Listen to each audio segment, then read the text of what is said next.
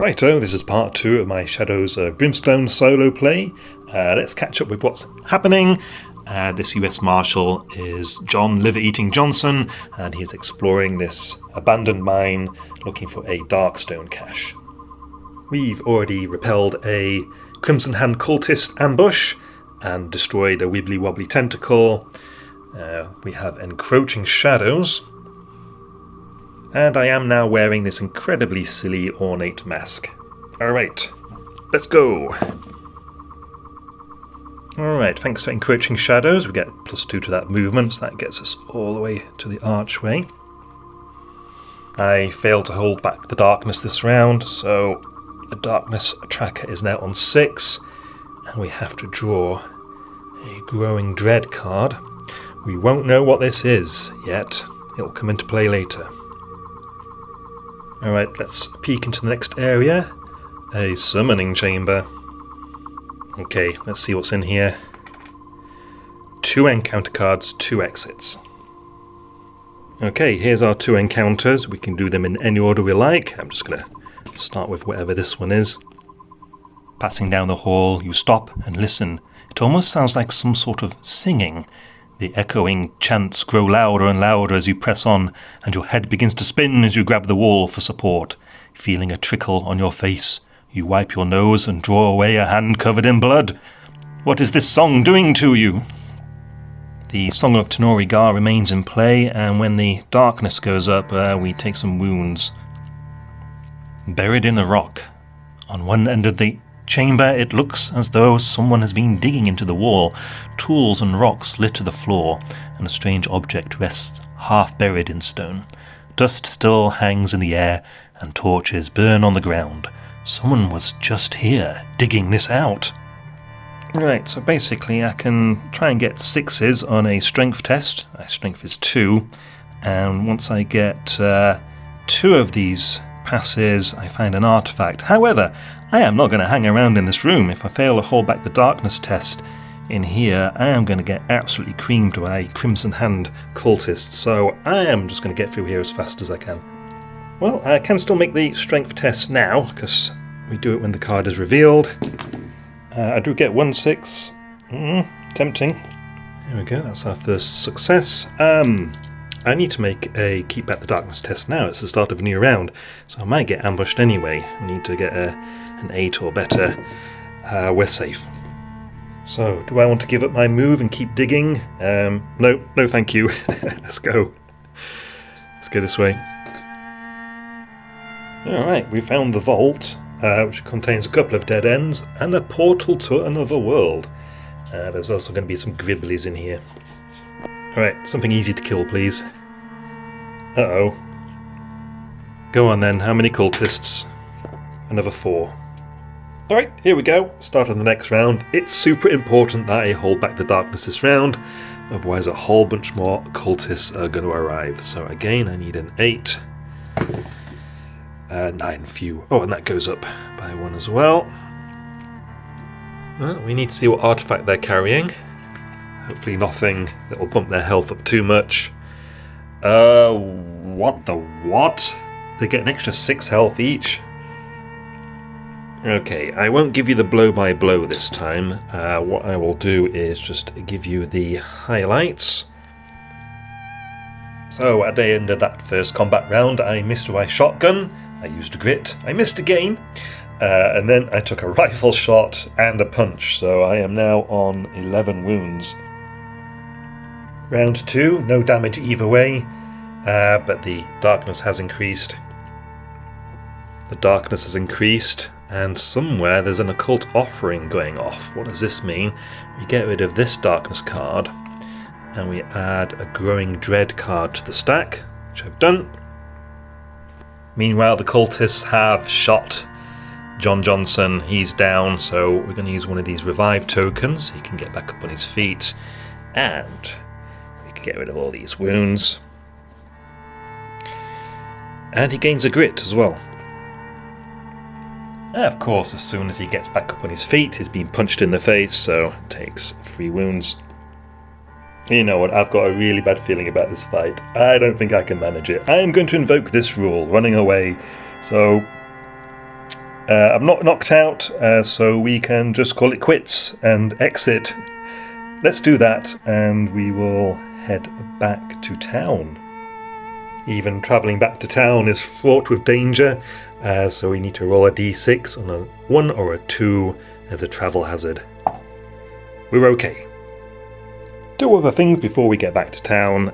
We can restore all these wounds, and we make sure we have 1 grit. And I'm carrying 1 piece of Darkstone. Darkstone is a little bit unstable, and I need to check to see if I take a corruption hit. So I roll a d6, and on a 1, 2, or 3, I might mutate, which will be fun. That looks like a 1 to me. A corruption hit is defended with willpower, so let's roll a dice and hopefully get a 4 or better. My will is strong, I am not corrupted. And here we are, we arrive at the frontier town of West Withold. The first thing I need to do is decide where I'm going to stay for the night. I don't have any money, so I can't stay at the hotel. I'll have to stay at the campsite. Alright, let's roll on this campsite hazard chart. 7. It's an uneventful evening of drunken debauchery and raucous songs around the campfire. No effect. So what can we do while we're in town? Well, I can visit one of these buildings per day, and the longer I stay in town, the more chances of some horrible event occurring. So this is a pretty cool aspect of the game. It's almost like a light role-playing game experience. Each of these locations has its own card, and you roll to see what happens, and then there's usually an opportunity to spend some money on some goodies. Now, I don't have any money. I need to make money, so I could potentially try and sell the Darkstone or sell the Ornate Mask. I kind of like the Ornate Mask. I'm going to keep it. Let's try and sell the Darkstone. So this will be done at the Frontier Outpost. Let's head there. And let's see what event we get. 4. That doesn't sound good. Ambushed caravan. Returning from a mission to chase off some demons, the local soldier regiment was viciously attacked on the road back to town. Few survivors remain to protect the town if the demons come back, so we have a -1 penalty to town event and campsite hazard rolls. Anyway, onto the Outpost Bank. We want to sell Darkstone. The price is variable. Let's see what we can get. Nice, so 6 times $25 for 1 piece of Darkstone. So if my maths is correct, that's $150. You don't get any paper money with Shadows of Brimstone, you'll have to provide your own. While we're at the outpost, let's visit the bounty board. So we roll a d6, and this will give us an opportunity to earn some money for killing certain types of monsters. If I do roll a 3, I'll think of something else instead of Hellbats, because Hellbats are not part of the base game, but I do have some other Griblies that we could put there. Let's see what we've got anyway. 5. Night Terrors. Well, I would hope I wouldn't come across a Night Terror anyway, but $150 if I do kill one. There we go. Now, this does not say how long the bounty lasts for, but on Board Game Geek, one of the playtesters did say it applies to the next adventure, and you get the money as soon as you kill the monster. Right, that's the end of the day. So we roll to see if there's a town event now. We roll a d6, and if the roll is less than or equal to the number of days we've been in town, then we're safe, nothing happens. So nothing will happen on the first day, I take it. Right, I'm going to go back to the campsite. We need to subtract 1 from the roll this time. I think we're okay, that's a 7, right? So another uneventful night.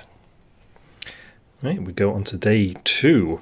Right, we've got $150 to spend. Where shall we spend it? John Johnson wants to go gambling. Let's go to the saloon. What have we got here? Oh, a bar fight. A nasty bar fight has broken out. Make a strength 5+ test. Okay, well my strength is 2, so I roll 2 dice. And I pass. So I push my way through the fight. And here we go. This is what I want to do, some casual poker. So it's a $50 buy-in. And why do I want to do poker rather than the others? Because we need to make a cunning test. And John Johnson's cunning is 4.